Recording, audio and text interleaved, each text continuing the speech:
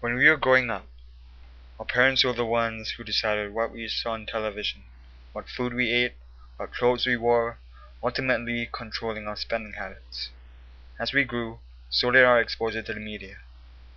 It is in my opinion that problems such as violence and obesity could be solved if parents work hard to control the impulses of their children while they're still young.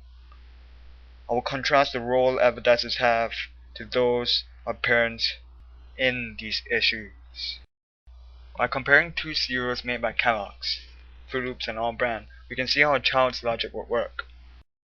All Bran is a much healthier option, with 50% of the recommended intake of dietary fiber, compared to Froot Loops' 4%, and no artificial coloring or flavoring which is apparent in Froot Loops.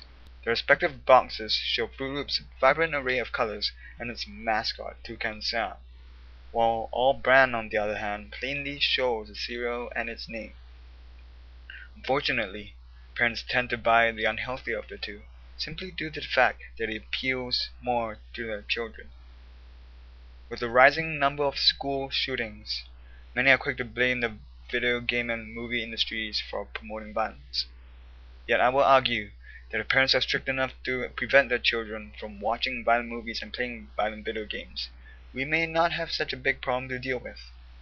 It seems to me that parents ignore the advisory labels that clearly indicate, on the boxes of movies and video games, the appropriate age range for the content in question. Games like Grand Theft Auto and Bully promote violence and warped social behavior that is detrimental to a child's development. If parents do not help their kids to understand the difference between the virtual world and the real world, they might be setting themselves up to face a child with a history of crime. The future of a child depends on the environment and advice that his or her parents provide while they're growing. Advertisers may be partially at fault for childhood development issues. However, parents share equal responsibility.